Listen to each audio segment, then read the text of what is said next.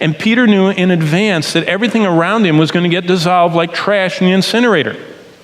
And because he knew that, he says, I want you guys, if you know that, what are you going to focus on? Are you going to focus on when Jesus comes to get you, that he's going to look at you and say, sorry, you can't, it reminds me, every time we get on a plane, the strange things people try and take on airplanes.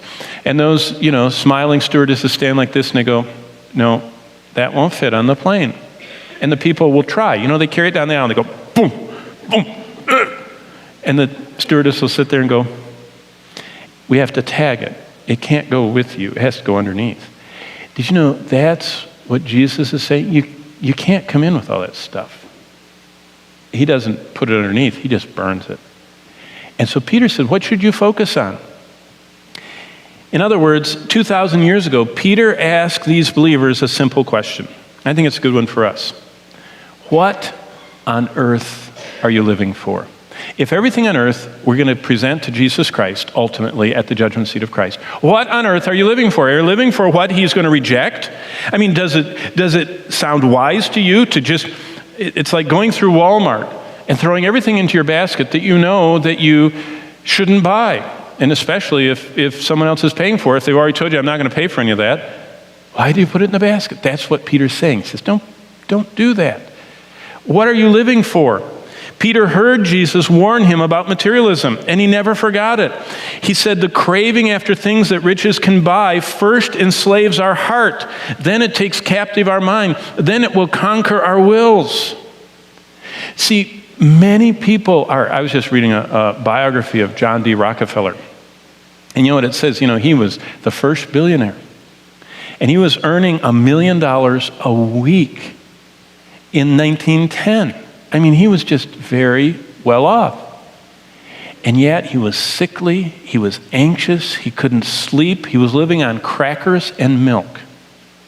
Until finally someone talked to him. He was a Baptist, by the way. And someone said to him, doesn't your Baptist Bible say anything about, giving away and getting hundredfold? And Rockefeller's life direction changed, and he started being philanthropic and giving. And see, Peter, in a spiritual sense, that was just in an eleemosynary way. He was just trying to be nice to people. But Peter's saying, for God's sake, what are you spending your lives for? Jesus said, and Peter heard it, either we lay up treasures in heaven that can never be lost, or we clutter our life on earth with things that will cause us to lose our treasures in heaven. God says there's no middle ground. You can't have two masters. If you spend your life serving and honoring and filling your life with what does not please the Lord, you don't have room. You can't carry both loads through life. Jesus said either you carry my load, my burden is easy, my load is light, or you go through life not pleasing me and feeling the resistance that comes. And Peter says, I don't want that. So Peter is asking them, and by application us, should we spend our lives collecting and guarding and seeking out and holding on to trash that will only be taken away from us by God and burned? Or should we be seeking eternal treasures that last, that will stay with us forever, and that we can give back to Jesus as our adoring, everlasting worship? Paul talked about that in 1 Thessalonians 2:19 and 20. You know what he says? When he was writing back to the Thessalonians that he had led to the Lord, that he had nurtured in the Lord, that he had taught and been a part of their lives in discipleship, he says, you are my hope and joy and crown of rejoicing at the coming of the Lord. What he's saying is when Jesus comes and when he sees what's in my basket, you're there. I mean, is there anybody in your basket that you have pointed to Christ, that you have nurtured, that you have discipled, that you have prayed for? People have all these computerized alerts for stuff they want to buy. Do you have a prayer alert for people that you want to present the gospel to? I mean, since Jesus left us here to make disciples, shouldn't you have a measurable amount of disciples in your past, if that's what he left you to do? and in your present plans and in your future plans, disciple making, being a part of the process? Peter says, that's what I want.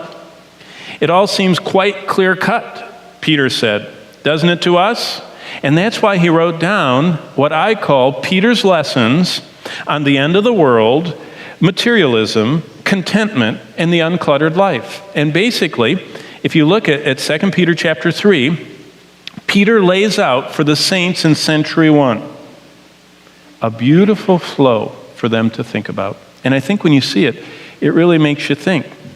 It was inspired by God, who jealously wants all of our attention, all of our affections, and most of all, he wants our cravings. Did you know the word lust, epithumia? The word lust, thumos is desire, epi means strong. It means craving.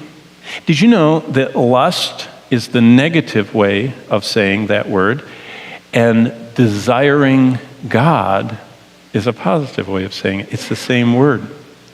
We are to have as longing a craving for God as we have for the things, the pleasures of this world.